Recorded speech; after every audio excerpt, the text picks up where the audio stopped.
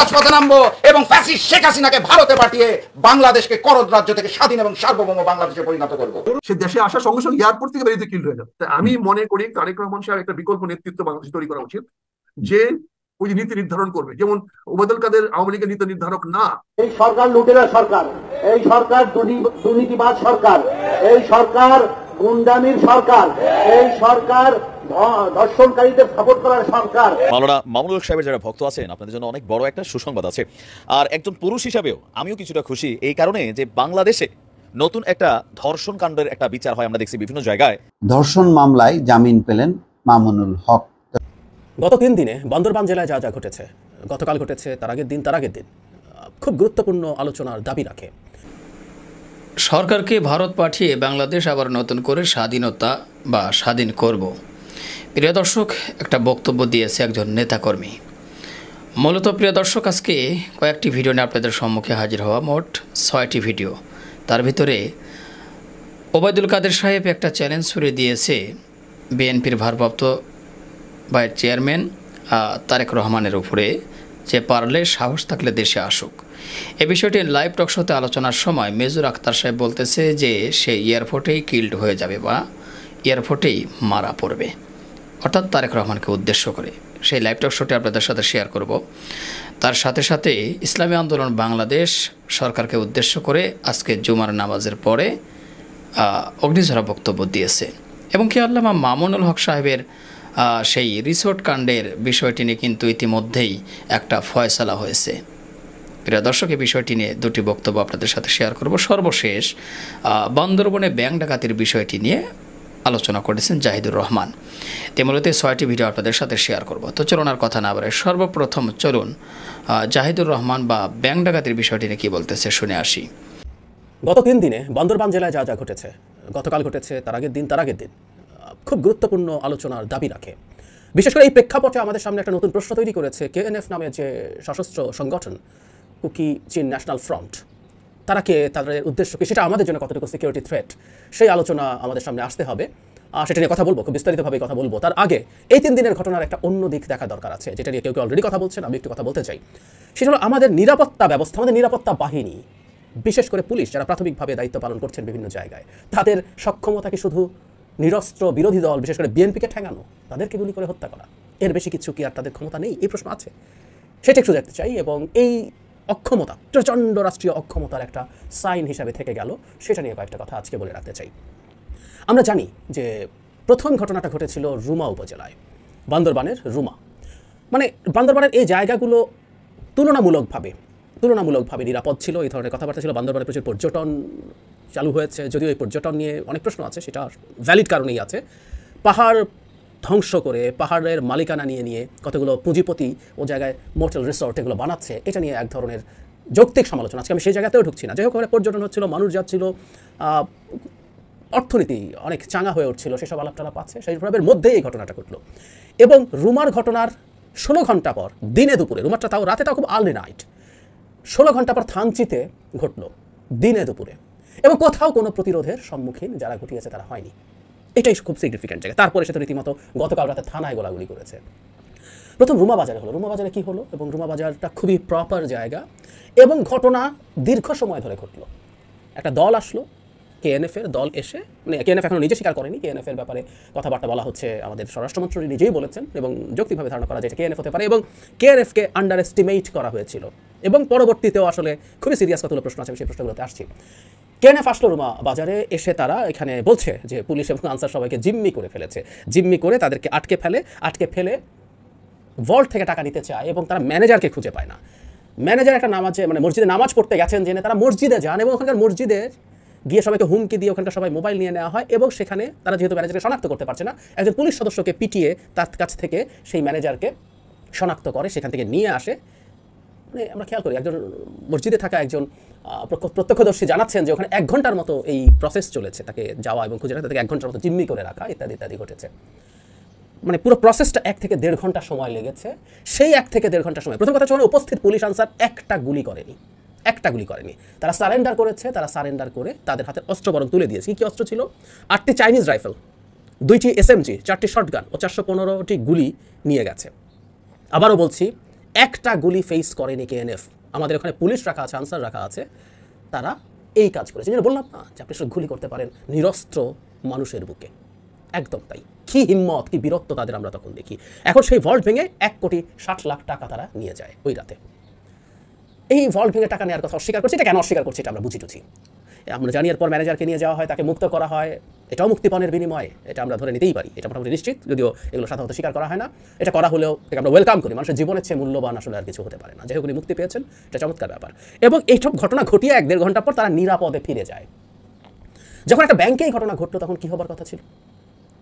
আমাদের সাধারণ কাণ্ডজ্ঞান বলে, একেবারে সাধারণ কাণ্ডজ্ঞান বলে আপনি এরপর বিভিন্ন যেসব জায়গা আছে যত হিল ট্র্যাক্টে, বিশেষ করে অন্তত বান্দরবানে তো তাই হবে যে অন্তত বান্দরবানের প্রত্যেকটা ব্যাংকে আপনি নিরাপত্তা ব্যবস্থা বাড়াবেন। শুধু ব্যাংক না, অন্যান্য যত স্থাপনা আছে সব কিছুতে নিরাপত্তা ব্যবস্থা বাড়াবেন। আপনি কি করলেন? কিছুই করলেন না। এরপর থানচিতে হলো, থানচি বাজারে গুলি করতে করতে কেএনএফ সদস্যরা আসে এবং দুটো ব্যাংকে ওখানে যারা টাকা তুলছিল তাদের কাছ থেকে মোটা অঙ্কের টাকা নিয়ে আবার গুলি করতে করতে চলে যায়। বিবিসি বাংলা তাদের একটা রিপোর্টে একটা গুরুত্বপূর্ণ তথ্য যোগ করেছে। প্রসঙ্গত, থানচি বাজারের সাথেই থানা ও বিজেপির ক্যাম্প ছাড়াও কাছেই সেনাবাহিনীর একটি চেকপোস্ট আছে। রুমাতেও কিন্তু খুব কাছেই থানা, এবং এখানে বাজারের সাথেই থানা ও বিজেপি ক্যাম্প ছাড়াও থানা আছে, বিজেপি ক্যাম্প আছে এবং কাছেই একটা সেনা ক্যাম্প আছে। তারা করলো, চলে গেল। এরপর গতকাল রাতে তারা থানায় এসে গোলাগুলি করেছে, তাদেরকে পাল্টা গুলি করা হয়েছে, এরকম খবর এসেছে আমাদের প্রত্যেকটা মিডিয়াতে। আবারও প্রিয় দর্শক শ্রোতা, শুনলেন, অবশ্যই আপনাদের মূল্যবান মতামত জানাবেন। এবার আমরা দ্বিতীয় নম্বরে আপনাদের জন্য যে ভিডিওটি নিয়ে এসেছি, যেটি আপনাদের সাথে শেয়ার করব, আর সেটি হলো জুমার নামাজ পড়েই ইসলামী আন্দোলন বাংলাদেশ অগ্নিঝরা বক্তব্য দিয়েছে সরকারের বিরুদ্ধে। চলুন সেই বক্তব্যটি শুনে আসি। এই সরকার লুটেরা সরকার, এই সরকার দুর্নীতিবাজ সরকার, এই সরকার গুন্ডামির সরকার, এই সরকার ধর্ষণকারীদের সাপোর্ট করার সরকার, এই সরকার স্কুল কলেজ ইউনিভার্সিটিতে আদর্শকে ধ্বংস করার সরকার, এই সরকার বাংলাদেশের স্বাধীনতাকে ধ্বংস করার দিকে যাওয়ার সরকার। আমরা দেখতে পাই, আমাদের পূর্ববর্তী বক্তারা আলোচনা করছেন যে ভারতের জন্য একটা দেশের ইউনিভার্সিটিতে অন্য দেশের জাতীয় সঙ্গীত কি গাইতে পারে, কি বলে? সেটা রাষ্ট্রীয় যদি কোনো হয় প্রোগ্রাম হয়, সেখানে উভয় রাষ্ট্রের প্রেসিডেন্ট যদি থাকে, প্রাইম মিনিস্টার থাকে, সেই প্রোটোকল অনুযায়ী, কিন্তু একটা ইউনিভার্সিটিতে সেটা করতে পারে, তাহলে কি বুঝা যায় এটা কি ভারতের অঙ্গরাজ্য হয়ে গেছে অলরেডি? যেখান থেকে অনার্স মাস্টার্স করে বিসিএস দিয়ে ক্যাডার তৈরি হয় দেশের আমলা সচিব থেকে শুরু করে ডিসিএসপি, দেশ যারা পরিচালনা করে, সবচেয়ে উচ্চ শিক্ষার স্থান, ডিগ্রি দেওয়ার স্থানগুলো ঢাকা ইউনিভার্সিটি, বিশ্ববিদ্যালয় থেকে শুরু করেন প্রাইভেট ইউনিভার্সিটি এবং পাবলিক ইউনিভার্সিটিগুলোতে গণহারে ইফতার চলছে। কিন্তু আমাদের প্রাইম মিনিস্টার তিনি এবছর আইন জারি করলেন যে না, আমরা কৃষ্ণতা সাধন করার জন্য ইফতার পার্টি করা যাবে না। যেমন আমাদের ইসলামের 5টা স্তম্ভ, খুঁটি কয়টা? 5টা। তার ভিতরে নামাজ, রোজা, হজ, যাকাত, এই যে নামাজ, রোজা, এই রোজা হচ্ছে আমাদের একটা ইসলামের স্তম্ভ খুঁটি। এবং হাদিস শরীফে আসছে যে ইফতারের সময় ইফতার রেখে সামনে রেখে যদি দোয়া করে, সেই দোয়া কবুল হয়। তা দেশের যে বর্তমানে দুর্নীতির অবস্থা, চুরি, ব্যাগ লুট, দ্রব্যমূল্য যে উদ্যোগতি চলতেছে দিনের পর দিন, মানুষ করার ক্ষমতার বাইরে চলে যাচ্ছে, খাইতে পারতেছে না, রোজা রাখতে পারতেছে না। সেখানে শিল্পমন্ত্রী বলে যে খেজুর বাদ দিয়ে আপনারা বরই দিয়ে ইফতার করেন, অথচ তারা কিন্তু সবচেয়ে ভিআইপি খানা খাইতেছে, খেজুর সব আরাম করতেছে, এসি রুমে থাকতেছে, সাধারণ জনগণের ক্ষেত্রে নিষেধ করে। অর্থাৎ তারা আওয়ামী লীগের যারা দায়িত্বশীল উপর লেভেলে যারা আছে, তার অঙ্গ সংগঠনের নেতারা এত লুটপাট করে সব বিদেশে পাঠাই দিচ্ছে, তাদের ছেলে মেয়ে সব বাইরে, সব ওই আপনার দখমপাড়া কানাডায় আছে, আমেরিকায়, সেকেন্ড হোম আছে মালয়েশিয়ায়, সব ওখানে তারা লুটপাট করে দেশের সম্পদ শেষ করছে। এখন তো কিছু নাই, এখন সাধারণ জনগণের কয় যে আপনারা ইফতার পার্টি করিয়েন না। কত বড় বেকুব! তুমি আগে গড়ায় বাদ দাও, যেখানে লুট হইতেছে, যেখানে দুর্নীতি হইতেছে, যেখানে ঘুষ খাইতেছে, প্রশাসনে তোমার মন্ত্রী থেকে শুরু করে প্রশাসনে যারা আছে সব লুটপাট করে, দুর্নীতি করে সব ধ্বংস করতে আছে, সেটা কোনো বন্ধ নাই। এখানে বিদ্যুতের দাম বাড়ায়, গ্যাসের দাম বাড়ায়, এখানে সব জনগণের উপরে চাপ দিতেছে। তাহলে এই সরকার যে জনগণের সরকার না, তা আবার বারবার প্রমাণ হচ্ছে।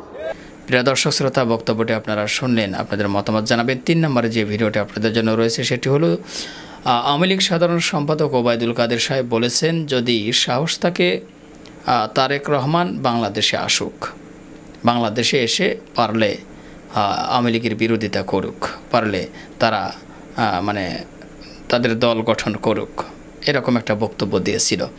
সেই বক্তব্যের প্রেক্ষিতে অবশেষে মেজর আখতারুজ্জামান তিনি বলতেছে যে তারেক রহমান দেশে আসলেই এয়ারপোর্টেই কিল্ড হয়ে যাবে।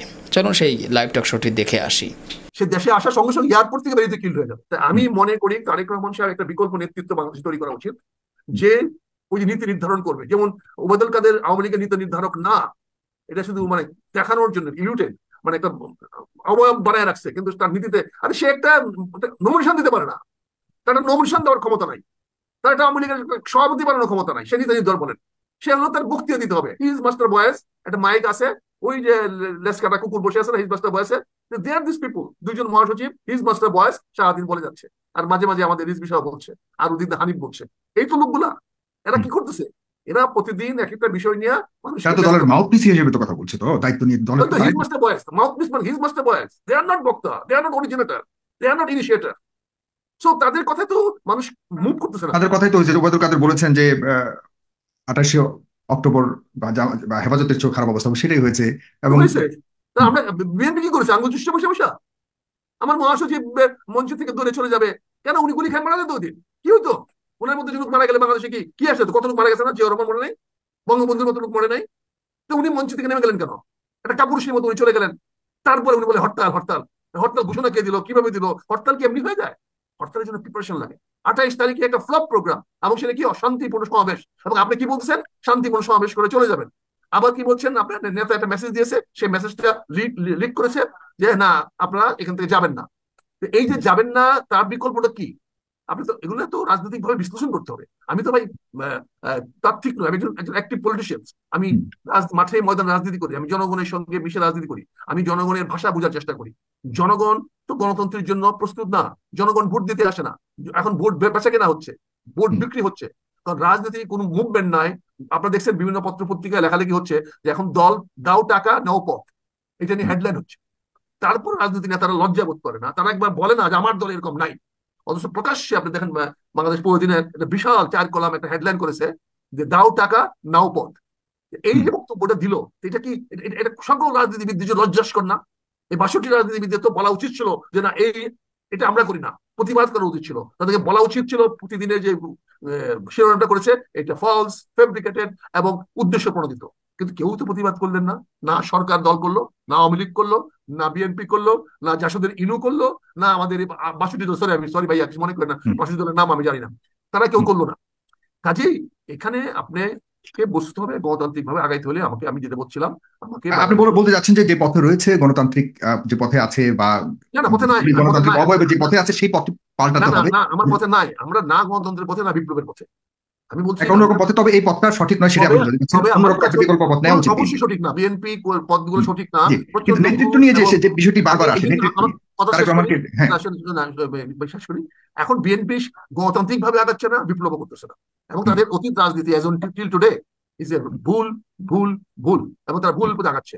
বিএনপিকে এই জন্য আমি বলছি, আমি তারেক রহমান সাহেবকে অনুরোধ করবো, আপনি আমাদের নেতা থাকেন, ওখানে থাকবেন, আমরা নেতা পরিবর্তন চাই না, কিন্তু আপনি একজন প্রতিনিধি বাংলাদেশে বানান, আপনি একজন ভাইসরয় তৈরি করেন, যে ভাইসরয় ভারত শাসন করবে, যে ভাইসরয় আমাদের এখানে রাজনীতিটা পরিচালনা করবে, যিনি যাকে আবর্তিত করে, যাকে নিয়ে রাজনৈতিক দল তৈরি হবে, যিনি প্রতিটা লোকের সঙ্গে কথা বলবেন, কর্মসূচি দিবেন, নিজের রাজপথে থেকে অনুপ্রাণিত করবেন, তাহলেই গণতান্ত্রিক প্রক্রিয়া শুরু হবে।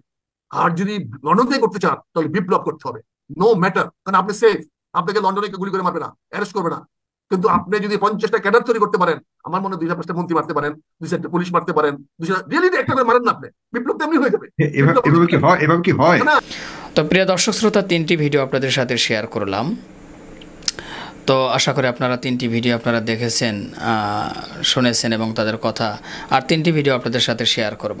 তো মাঝখানে একটা কথা বলবো, যারা এখন পর্যন্ত আমাদের চ্যানেলটি সাবস্ক্রাইব করেননি, প্রতিনিয়ত এ ধরনের সকল প্রকার নিত্য নতুন আপডেটগুলো পেতে আমাদের চ্যানেলটি সাবস্ক্রাইব করে আমাদের সাথে থাকবেন। যারা করেছেন তাদেরকে ধন্যবাদ। চলুন 4র্থ নাম্বার ভিডিও আপনাদের সাথে শেয়ার করে নিয়ে আসি, যে দেশ থেকে সরকারকে ভারত পাঠিয়ে দেশ নতুন করে আবার স্বাধীন করা হবে, এমন একটা বক্তব্য দিয়েছে একজন নেতাকর্মী। চলুন শুনে আসি। প্রয়োজনে আমরা সবাই গ্রেফতার হব, প্রয়োজনে রক্ত দেব, কিন্তু বাংলাদেশকে স্বাধীন করে ছাড়বো ইনশাআল্লাহ। বাংলাদেশে যে কটি দল আছে সবাই রাজপথে নামবো এবং ফ্যাসিস্ট শেখ হাসিনাকে ভারতে পাঠিয়ে বাংলাদেশকে করদ রাজ্য থেকে স্বাধীন এবং সার্বভৌম বাংলাদেশে পরিণত করবো। গরুর মাংস খাওয়ার ব্যাপারে নিষেধাজ্ঞা পাই, সেই বাংলাদেশে বসে ইফতার মাহফিল আয়োজন করতে দেওয়া হয় না। ব্যঙ্গাত্মক ভাবে বলা হয় খেজুরের বদলে বড়ই খান, এবং বাংলাদেশের কোরআন শিক্ষা বন্ধ করে মুসলমানদের আটকে রেখে হিন্দুত্ববাদ প্রতিষ্ঠার চেষ্টা করা হয়। সেই বাংলাদেশে, ভারতের করদ রাজ্য বাংলাদেশে আমরা এভাবে করে চুপ করে বসে থাকতে পারি না। আমি শুধু আহ্বান জানাতে চাই, রোজার শেষের পর্যায়ে সামনে ঈদ আসছে, নিশ্চয়ই আমরা আল্লাহু আকবার বলে নামাজ পড়তে যাব, ঈদের নামাজ পড়বো, রোজার নামাজ পড়বো, তারাবির নামাজ পড়বো, ইফতারও করবো, কিন্তু তারপর ঘুমিয়ে যাব না। ঈদের পর দিন থেকে যেদিন আহ্বান আসবে, ইনশাআল্লাহ যুগপথের মাধ্যমে বাংলাদেশে যে কটি দল আছে সবাই রাজপথে নামবো এবং ফ্যাসিস্ট শেখ হাসিনাকে ভারতে পাঠিয়ে বাংলাদেশকে করদ রাজ্য থেকে স্বাধীন এবং সার্বভৌম বাংলাদেশে পরিণত করবো। এই আশাবাদ ব্যক্ত করে আমি আপনাদের কাছ থেকে আজকের মতো বিদায় নিতে চাই। আমি ক্ষমা প্রার্থী, আমার আরো একটি অনুষ্ঠান আছে, নিশ্চয়ই আমাদের যে প্রধান অতিথি আছে উনি বক্তব্য রাখবেন। আমার অত্যন্ত শ্রদ্ধেয় চাচা মুসলিম লীগের বসে আছেন, ওখানে উনি বক্তব্য রাখবেন, এবং আমার আরো একজন প্রিয় বক্তা ফুয়াদ ভাই আছে, আপনারা বক্তব্য শুনবেন। এবং আবারও বলে যাচ্ছি, আন্দোলনের ডাক যেদিন আসবে, এবার শুধু শামসুজ্জামান দুদু ভাই একা গ্রেফতার হবে না, প্রয়োজন আমরা সবাই গ্রেফতার হব। প্রিয় দর্শক, আর দুটি ভিডিও আপনাদের সাথে শেয়ার করব। সেই সোনারগাঁও রিসোর্টে আল্লামা মামুনুল হক সাহেবকে যে নিয়ে ঝর্ণা বা মামুনুল হকের ধর্ষণ মামলার বিষয়টি ঘটেছিল, অবশেষে সেই বিষয়টির ফয়সালা হয়েছে। এই বিষয়টি নিয়ে আলোচনা করেছেন একজন নাইম হোসেন তার নাম, আরও একজন হলো মোস্তফা ফিরোজ। চলুন সর্বপ্রথম মোস্তফা ফিরোজের ভিডিওটি দেখে আসি। আসসালামু আলাইকুম। অনেক দিনের একটি অমীমাংসিত বিষয় ছিল, সেটি আপাতত মীমাংসা হয়েছে। ধর্ষণ মামলায় জামিন পেলেন মামুনুল হক। দর্শক, দীর্ঘ সময় ধরে মামুনুল হক তিনি কারাগারে ছিলেন। কেন কারাগারে ছিলেন? এটি কি ধর্ষণ মামলা সত্যি সত্যি, নাকি কোনো রাজনৈতিক কারণ ছিল? অনেকেরই ধারণা, পারসেপশন, যে আসলে ধর্ষণ মামলা কিছু না। যে ভদ্র মহিলা এই মামলা করেছে তিনি বারবার বলছেন যে তার স্বামী মামুনুল হকও বলছেন, তারপরও এক পর্যায়ে তিনি তার অবস্থান থেকে সরে আসেন এবং সেটাকে ধর্ষণ মামলা হিসেবেই সাব্যস্ত করা হয়। মামুনুল হকের ব্যাপারে একটি রাজনৈতিক বিরোধ আছে, সরকার বিরোধী হিসেবেই তিনি খুবই শক্ত বক্তব্য রাখতেন। ফলে হয়তো অনেকে বলেন যে তিনি টার্গেট ছিলেন, এবং নির্বাচনের আগে তাকে মুক্তি দেওয়ার ব্যাপারে অনেক রকম দেন দরবার করার পরও সরকার রাজি হয়নি, ঝুঁকি নেননি। তো আজকে সেই মামলায় তিনি জামিন পেয়েছেন।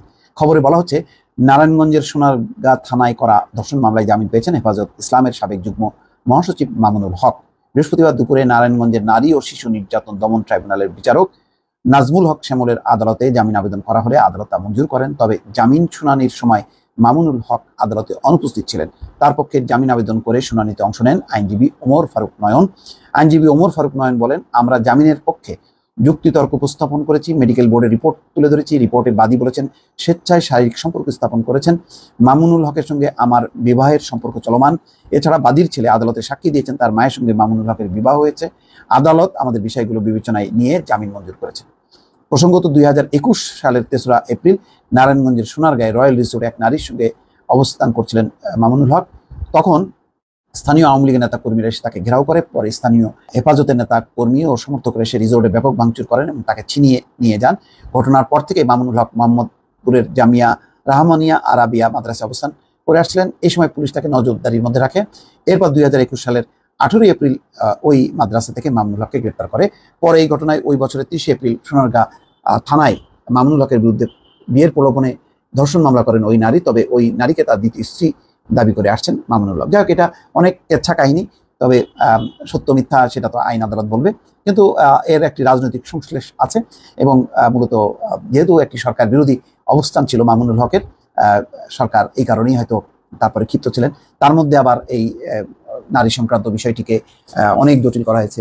আমরা যখন দেখি তাকে গ্রেপ্তার করা হচ্ছিল এবং পরবর্তীতে নারীর মুখে একাধিকবার শুনেছি যে তিনি মামুনুল হককে বিয়ে করেছেন, মামুনুল হকও তাই বারবার দাবি করেছেন, কিন্তু পরবর্তীতে সেটি উল্টে যায় ওই ভদ্রমহিলার পক্ষ থেকে, এবং এখনো সেই অবস্থারই আছে যে তিনি উল্টে যাননি। তিনি স্বীকার করছেন যে মামুনুল হক তার স্বামী এবং নিয়ম মাফিক বিবাহ হয়েছে। যাই হোক, প্রিয় দর্শক শ্রোতা, আরেকটি ভিডিও দেখাবো। মামুনুল হকের বিষয়টি নিয়ে কি বলতেছে চলুন শুনে আসি। আসসালামু আলাইকুম, আমি নাইম, দক্ষিণ কোরিয়া থেকে। মাওলানা মামুনুল হক সাহেবের যারা ভক্ত আছেন, আপনাদের জন্য অনেক বড় একটা সুসংবাদ আছে। আর একজন পুরুষ হিসাবেও আমিও কিছুটা খুশি এই কারণে যে বাংলাদেশে নতুন একটা ধর্ষণ কাণ্ডের একটা বিচার হয়। আমরা দেখছি বিভিন্ন জায়গায় বিয়ের প্রলোভন দেখিয়ে ধর্ষণ, ভাই ছেলে মেয়ে রাজি থাকে লিভ টুগেদার করে, জামাই সংসার ছাইরে এসে আরেকজনের সাথে পরকিয়া করে, এরপরে যখন পোলা পল্টিনে মাইয়া পল্টিনে বেশিরভাগ ছেলেদের উপরেই পড়ে যে বিয়ের প্রলোভন দেখিয়ে ধর্ষণ। এটা আসলে কোন ধরনের ধর্ষণ? আমার মনে হয় যে আইনে অন্তত এই ধর্ষণটা একটু সংস্কার করা দরকার। যাই হোক, মাওলানা মামুনুল হক সাহেবের জন্য বিশাল সুসংবাদ। আর ঝর্ণার যে স্টেটমেন্ট আজকে আমাদের এই গণমাধ্যমে উঠে এসেছে, ঝর্ণার কিন্তু খেলা শেষ ভাই। নারায়ণগঞ্জে আপনাদের খেয়াল থাকার কথা, সোনারগাঁয়ে একটা মামলা দায়ের করেছিল একসময় মাওলানা মামুনুল হক সাহেবের কথিত স্ত্রী ঝর্ণা। আচ্ছা, এখন মাওলানা মামুনুল হক সাহেবের বিরুদ্ধে পরবর্তী সময় ওই মহিলা একটা ধর্ষণ মামলা দায়ের করেছিল। আর সেই মামলাটির আজকে 4 এপ্রিল দুপুরে নারায়ণগঞ্জের নারী এবং শিশু নির্যাতন দমন ট্রাইব্যুনালের বিচারক নাজমুল হক শ্যামলের আদালত আপনার মাওলানা মামুনুল হক সাহেবের জামিন মঞ্জুর করেছেন। তবে মাওলানা মামুনুল হককে আজকে আদালতে উপস্থিত করা হয়নি, তার আইনজীবীদের মাধ্যমে এই জামিনের বিষয়টা সামনে এসেছে। আসামি পক্ষের আইনজীবী তিনি একে ওমর ফারুক, মানে মাওলানা মামুনুল হক সাহেব যিনি আইনজীবী আছেন, তিনি বলছেন যে আদালত শুনানি শেষে ওনার জামিন মঞ্জুর করেছে। জামিন চেয়ে আমরা বিভিন্ন যুক্তিতর্ক উপস্থাপন করেছি, মেডিকেল বোর্ডের রিপোর্ট তুলে ধরেছি। রিপোর্টে ঝর্ণা বলেছে তিনি স্বেচ্ছায় মামুনুল হক সাহেবের সাথে শারীরিক সম্পর্ক স্থাপন করেছেন। মামুনুল হকের সাথে তার বৈবাহিক সম্পর্ক চলমান থাকার কথাও তিনি উল্লেখ করেছেন। সেই সঙ্গে বাদীর ছেলে আদালতে সাক্ষ্য দিয়েছে যে তার মায়ের সঙ্গে মামুনুল হকের বিয়ে হয়েছে। আদালত সবকিছু বিবেচনায় নিয়ে মাওলানা মামুনুল হককে জামিন মঞ্জুর করেছেন। অন্যদিকে বিবাদী পক্ষের বিরুদ্ধে মামলার বিচার কাজ বিলম্বিত করার চেষ্টার অভিযোগ এনেছেন আদালতের পাবলিক প্রসিকিউটর রকিবউদ্দিন আহমেদ। তিনি বলছেন আসামি পক্ষ মামলাটিকে বিচার কার্যক্রম বিলম্বিত করার জন্য বারবার তদন্তকারী কর্মকর্তাকে জেরা করেছেন। এই পর্যন্ত তারা 3 দিন জেরা করেছে, এরপরও আরও একদিন সময় চেয়েছেন। তারা জানেন যে রায় তাদের বিপক্ষে যাবে, তাই এই কৌশলের আশ্রয় নিয়েছে। এ পর্যন্ত যারা সাক্ষ্য দিয়েছেন সকলেই মামুনুল হকের এই কাজের সঙ্গে সম্পৃক্ততার কথাই বলেছেন। তো এখন জামিন দিল কেমনে? আমাদের বিবাদী পক্ষ যিনি আছেন উকিল সাহেব, ওনার বক্তব্য আর মামুনুল হক সাহেবের যে আইনজীবী আছেন তাদের বক্তব্যের মধ্যে সাংঘর্ষিক। তবে ফাইনাল বিষয় হচ্ছে কি, আদালত ওনার জামিন মঞ্জুর করে দিয়েছেন। আর ঝর্ণার কোন স্টেটমেন্ট এই মুহূর্তে সামনে আসেনি। তবে মাওলানা মামুনুল হক বলছেন যে তিনি তার দ্বিতীয় স্ত্রী, তবে কাবিননামাগত ইস্যুটা এখনো এখানে সলিউশন হয় নাই। নর্মালি এটা শুধুমাত্র বিচারকের তিনি যেটা ভালো মনে করছেন জামিন দিয়েছেন, কিন্তু মামুনুল হক সাহেবের পক্ষে ওনার আইনজীবীরা বিবাদী পক্ষের যে বক্তব্য যে বিয়ের কোনো কাবিননামা আসলে এখানে আনতে পারে নাই। তবে মামুনুল হক সাহেবের যে বিভিন্ন বক্তব্য দিতে আমরা শুনছি যে এটা ওইভাবে কাবিন করা না গেলেও, কাবিন না হলেও শরীয়ত মোতাবেক কলেমা পড়ে সাক্ষী রেখে কিন্তু আসলে বিয়েটা করানো হয়েছে। তো যাই হোক, ওনার আরও বেশ কয়েকটা মামলা এই মুহূর্তে চলমান আছে। আশা করা হচ্ছে সবগুলোতে তিনি এবার সামনের দিকে জামিন পাবেন, কারণ লম্বা একটা সময় কারণ। তো এই ছিল প্রিয় দর্শক মূলত আজকের ভিডিও। মোট 6টি ভিডিও নিয়ে আপনাদের সম্মুখে হাজির হয়েছিলাম। এক এক করে 6টি ভিডিও আপনাদের সাথে শেয়ার করলাম। আশা করি 6টি ভিডিও আপনারা মনোযোগ সহকারে দেখেছেন এবং সকলের কথাগুলো মন দিয়ে শুনেছেন, জেনেছেন বা বুঝেছেন। তো অবশ্যই আপনাদের মূল্যবান মতামত জানাতে ভুলবেন না, আর পারলে ভিডিওটি শেয়ার করে সবারই দেখার সুযোগ করে দিবেন।